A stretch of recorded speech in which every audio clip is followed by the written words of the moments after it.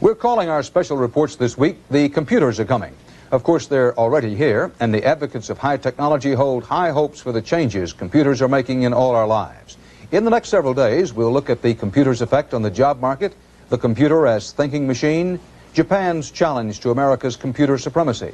But along with such 20th century marvels as nuclear energy and genetic engineering, the computer carries threats as well as promises. And tonight, we'll see how the computer's promised land of Oz can lead to the Twilight Zone.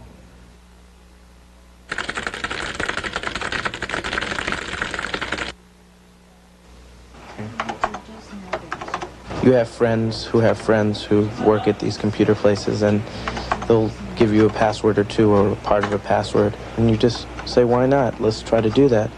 It is called hacking, using the home computer to get access to the big computers used by business and government. A couple kids come to your house or you get together and you try it. We think of it kind of as a project. This 17-year-old says he suddenly found himself connected to the computer at a major bank. All it took was some determination and a pilfered bank password. I had a little help from a person who kind of gave it to me. But aside from that, it was easy. It's easy because so many computers around the country are connected by telephone line, so information can be shared, money transferred. $4 billion a day zapped through the computer. An electronic land of Oz, and irresistible to hackers. In recent months, they've cracked computers at Los Alamos, the nuclear weapons lab in New Mexico, Sloan Kettering, the cancer research hospital in New York, various banks around the country, even the Kentucky firm that keeps statistics on all the best racehorses in America. And though experts insist that super-sensitive military and commercial computers are immune to such tampering, the hackers are hitting a little too close to home. From the banks to the Pentagon, they're tightening security. They've crossed interstate lines using telephone lines. They have seen other people's information, like reading someone else's mail. And what you're talking about in the case of dealing with the Department of Defense is that's espionage. It is, in many respects, a matter of age. Young computer wizards proving themselves at the keyboard. Consider what happened at Fremont High, in the heart of California's electronics industry, where the school principal knows computers as well as the chalkboard. A lot of our students, for instance, will write their term papers using the computers. It's so much easier to edit. Enter young Robert Nelson, son of a computer engineer. He managed to crack the code in a small computer used for teaching. He got access to nothing sensitive, but caused an uproar. I figured out how to get in, but I didn't want to just go up and tell them. I wanted to let them find out. That's how I'll just discover it, see the reaction. Well, they didn't like it a bit. They threw me out of the, suspended me from the computer room for 6 weeks. And when Nelson later erased part of the computer program, the school called police. Vandalism, they said. An accident, said he. He's quiet, and he's very bright. He gets bored easily with things that don't represent a challenge. I was amazed. He passed me up a long time ago in computers. The district attorney finally decided not to prosecute, but some students at Fremont High say the whole episode spotlights a new breed on campus, obsessed with the computer lab. Either computer freaks or computer nerds, people who don't have many friends and see the computers as a way to get satisfaction out of life, and they spend all their time in here because they haven't succeeded in other parts of their life. Those kids in another 5 to 10 years are going to be programming the computers in our banking systems and in our government. And I think it's important that they get a dose of responsibility and ethics. In fact, some worry that increasing numbers of young people may prefer machines to people. After all, they're patient. Unlike humans, they don't demand, they never hurt or betray you, and they don't feel. Computers have the ability to be extremely seductive. Literally, I think we are involved in a fight for the next generation. What's the next generation going to be like? At least one hacker has decided to give it up, the young man who broke the bank. I'm scared. People are getting caught, and it is kind of against the law. In our next report, humans and computers in American society. Who will lead and who will follow? American Telephone and Telegraph is asking for lower long-distance rates next year with FCC approval. AT&T wants to cut the rates by $1,750 million. That works out to 10 to 15% cuts for the average user. And that should offset some of the local telephone rate increases expected when AT&T is broken up next year. America is raising a generation of teenage electronics junkies. Some of them are hackers. They do it just for fun, but others are crooks. They're breaking into and entering someone else's computer. Mike Jensen tonight explains on how easily all of this is done. They're called computer hackers, and the experts say there are thousands of them, mostly teenagers with home computers. First they play video games, then they talk to one another on their computers. Then, out of a sense of adventure or challenge, some of them go big time. From their own homes, they break into the huge mainframe computers of companies, banks, hospitals, government agencies. The potential for damage is enormous. Hackers recently broke into a computer at the Sloan Kettering Cancer Center in New York. They penetrated the computer at the government's nuclear weapons laboratory at Los Alamos. They broke into a thoroughbred listing service in Kentucky. That company had to shut down its computer and says it lost $100,000. And those are only the hackers. There are also crooks. To give him an edge on Wall Street, a former employee of the Federal Reserve Board recently stole secret information on the nation's money supply. A Virginia man allegedly used other people's credit cards, including the actress Linda Blair's, to order $50,000 worth of merchandise after breaking into the computer of an Atlanta credit bureau. A computer consultant electronically transferred to his own Swiss bank account $10 million from a California bank. He was caught and spent 3 years in jail. Experts say most of the computer crooks get caught. It's the hackers, the youngsters who are rummaging around almost at will, who most worry the authorities. Computer hackers often start the process by contacting an electronic bulletin board used by hackers to exchange information and messages. Some boards list secret codes of large commercial computers.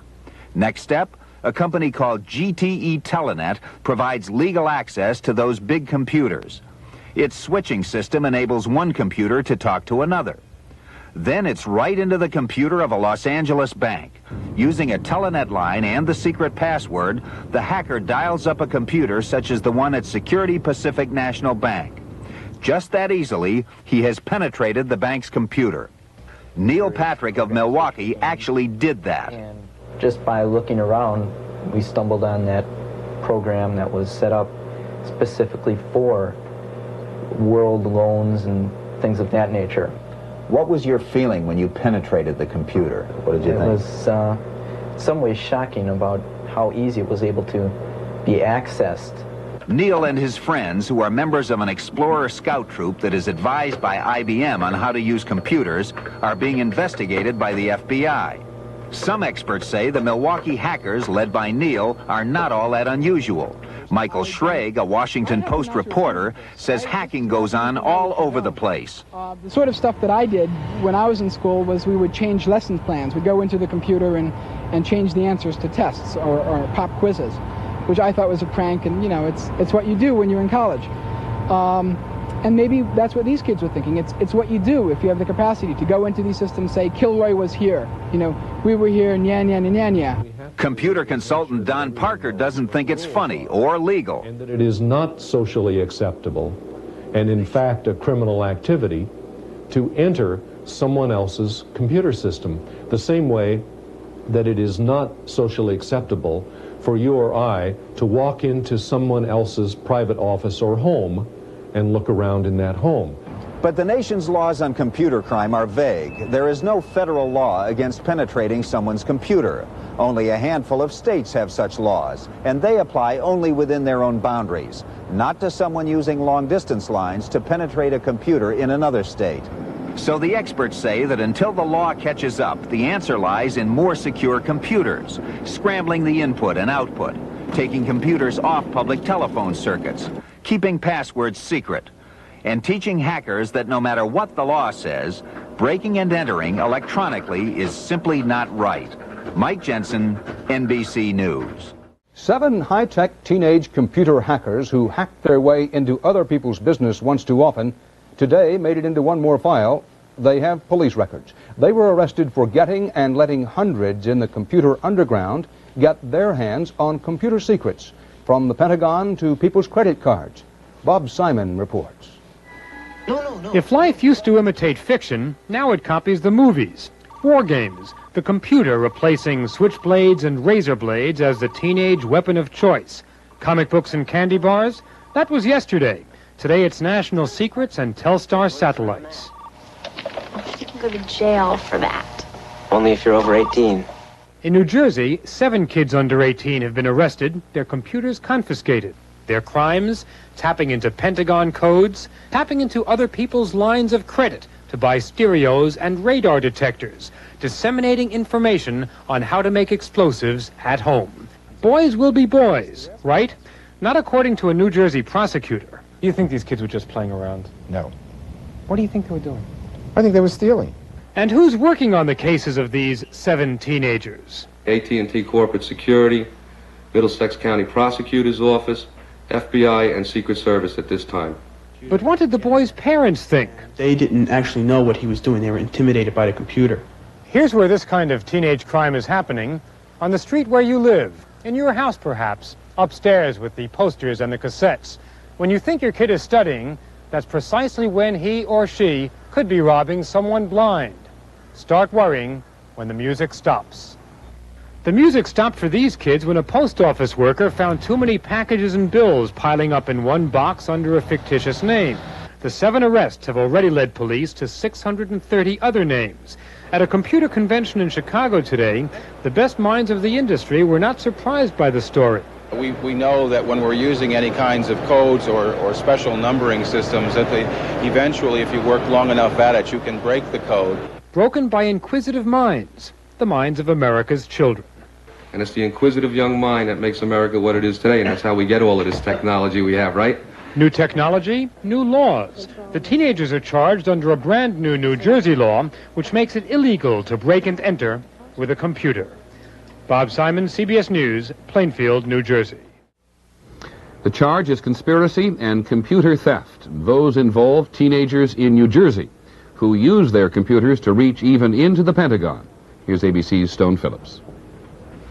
With these home computers and code names like Vampire and Treasure Chest, 7 New Jersey teenagers are said to have stolen a gold mine of information from computer systems, then shared it nationwide. Kids having fun in the beginning, and then they kept finding new ways to do what they were doing. I think finally it got too big. We have 630 names right now of people that were accessing certain bulletin boards here in New Jersey from around the country. Computer bulletin boards are data files that anyone can tap into with a computer, a telephone line, and the right password. But the ones in New Jersey allegedly contained information like how to defraud telephone companies by making free satellite calls, how to obtain and use stolen credit card numbers, and how to manufacture explosives at home. The data also included a list of private telephone numbers at the Pentagon. Investigators in New Jersey are still searching the confiscated computer files to see if there's been any breach of national security. Pentagon and AT&T officials insist their communication systems have not been damaged. The satellites definitely haven't been moved and they haven't been manipulated.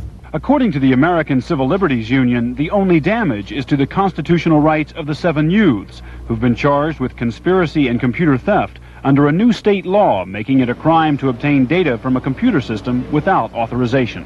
Merely because something like that appeared on my bulletin board does not prove that I was part of any conspiracy, and certainly doesn't prove that I engaged in any particular illegal conduct. Prosecutors here in New Jersey say the issue is a new and pervasive form of theft, and they hope that by prosecuting this case under their new law, they'll lead the way to a crackdown nationwide. Stone Phillips, ABC News, New Brunswick, New Jersey. Channel still trying to figure out how a hacker interfered with Saturday night's showing of The Falcon and the Snowman. Tim Fleischer shows us how Captain Midnight left his mark on late-night HBO viewers. Wait, don't adjust your television set. This is what you are supposed to see. But it was not what was supposed to be part of a movie being shown by Home Box Office early Sunday morning.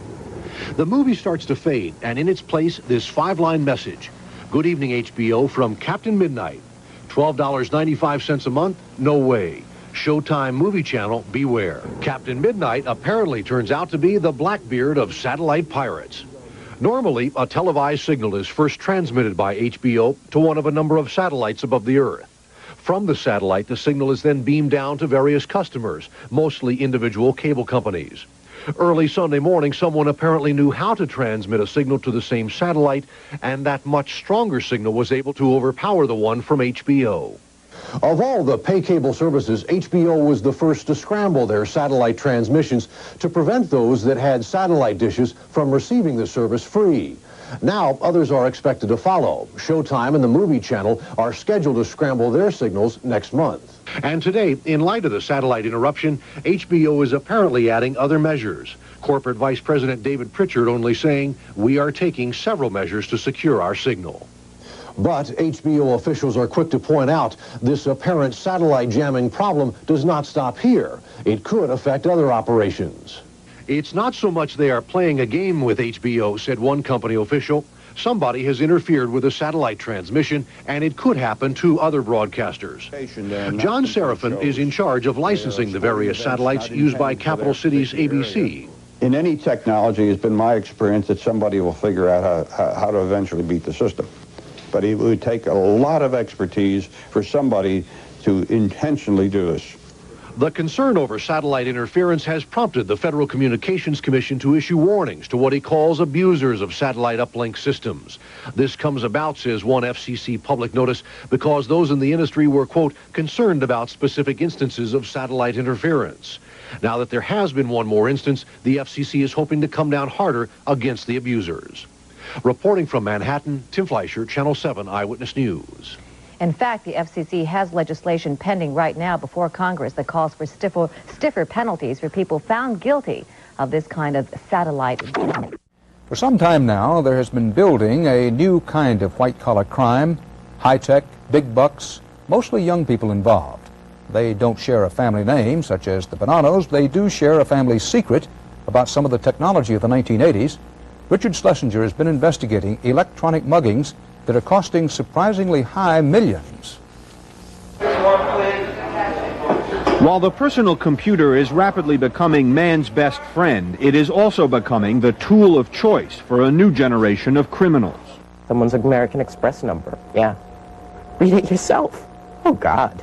Across the country, thousands of people, mostly teenagers, use these machines to raid corporate computers, sometimes even getting other people's credit card numbers. Perry Metzger is 19 years old and already has a master's degree in computer science. He is not a hacker who uses computers for illegal purposes, but he knows a lot about the juvenile underground. They know they're doing something illegal, but it doesn't really strike home to them. The hackers use electronic bulletin boards to share information that ranges from the innocent to the illegal. Metzger took us on a tour of one. This person is leaving a series of numbers for Sprint. Sprint is a telephone service that estimates it lost $19 million in 3 months to computer hackers who use customers' account numbers. To fight back, Sprint has quadrupled its security staff. Presently, I'm working 30 good cases that I expect to bring to prosecution. And those cases vary in size from a few $1,000s to several $100,000. You, Mr. Hyde? Yes. You have a search warrant standing back? Sprint is working with local police departments and Treasury agents to find hackers nationwide. The Treasury Department is now investigating computer crimes against major corporations involving millions of dollars and crimes against small stores involving smaller amounts. This skateboard business sold equipment to youngsters who were using a credit card number they obtained by hacking. And we got burned for $200-300. Statistics show hacking increases during the summer when kids are out of school. But experts say hackers are not always just innocent kids out for an electronic joyride. We have real juvenile delinquents who would be out stealing cars if they weren't in their bedrooms sitting there hacking through their computer systems. There are ways to electronically protect computers, but until now, few companies have used them, because until recently, hacking has been viewed as little more than a harmless rite of passage into the world of technology. Richard Schlesinger, CBS News, New York. A Chicago woman was arrested by federal agents here today and was accused of running a nationwide computer and credit card fraud ring. And Mike Jackson is here to tell us about that story. Mike? Floyd, it's a case that broke here in Chicago on a tip from a company in Rolling Meadows that part of its computer system had been taken over by hackers using the telephone lines. Now the government says the hackers were teenagers, led by the adult who was arrested here this morning. The Secret Service started its investigation last February and executed 7 search warrants today, seizing computers and records which they allege are the backbone of a nationwide computer fraud conspiracy. The only federal arrest was in Chicago at this North Ashland Avenue apartment building. Agents say 35-year-old Lynn Doucette was the only adult in the hacker network, and she was the leader. All the rest were teenagers. The complaint says teen hackers coordinated their efforts through Chicago from Atlanta, Columbus, Detroit, Los Angeles, and Boston. The Secret Service says they hacked their way into private businesses' voicemail systems, took them over, and used them to store stolen credit card numbers. The teenagers were not charged with federal crimes. They were turned over to local authorities. The hackers all had code names. One of them, in Detroit, called himself the Untouchable. Other teenagers in other cities adopted names like Outsider, Cyclops, Little Simon, Stingray, and even the FBI agent. He was wrong. It's not the FBI, but rather the Secret Service, which investigates credit card fraud. As many as 21 stolen credit card account numbers, according to warrants in Detroit. As much as $200,000 worth of cash and services allegedly stolen from Visa, MasterCard, American Express, and Discover accounts. Even more allegedly stolen from regional Bell telephone companies and MCI and Sprint. Stolen account numbers being used to charge as much as $1.5 million worth of telephone services. Authorities are still adding up the damage. And the investigation is not over. The U.S. Attorney's Office says as many as 50 other people may have been participating in the network. If they are teenagers, will they go free? Not necessarily. The first computer fraud verdict in the country was about 6 to 8 months ago here in Chicago, and the teenage perpetrator went to prison. Floyd? Thank you, Mike. A mystery with terrifying implications faces corporations and individuals. Tonight, it involves a computer program that is not a virus, but threatens thousands of computer owners with nothing less than blackmail. Reporter Ron Allen looked into this combination of high-tech terrorism and a deadly disease. This puzzling, insidious computer disk may have been mailed to 7,000 corporations and personal computer users worldwide. People who had run it were in large information centers who phoned me and said, this does nasty things. It promises to help someone predict the chances of getting AIDS, but all it really does is wreak havoc on a computer's internal memory system by scrambling files, possibly destroying information, and then demanding money. Send $378 to a company post office box in Panama if you want to learn how to unscramble your computer. What has happened with this mailing is an order of magnitude greater than anything we have seen to date relating to computer crime. So far, the disk has turned up at several large British banks, a telecommunications center, even the London Stock Exchange. Many of the participants at a 1988 AIDS conference in Stockholm also may have received one. So far, none of the disks has shown up in the U.S., but companies such as the RAND Corporation have warned researchers. Well, we have a number of IBM PC compatible computers at this corporation, and if one installs this AIDS information disk on them, it can delete the files. Scotland Yard is investigating what appears to be a case of blackmail, and computer experts are baffled by this novel, potentially far-reaching computer threat. There's a motive for any act. What that motive is, at least to me, is extremely cloudy right now.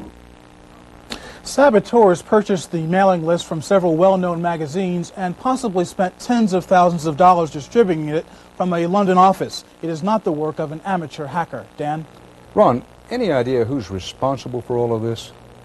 It's a very puzzling case at this point, but there are two trails that investigators are following. First, there is the London office where the disk was distributed from, and second, there is the post office box in Panama where persons were told to send money once they had received the program.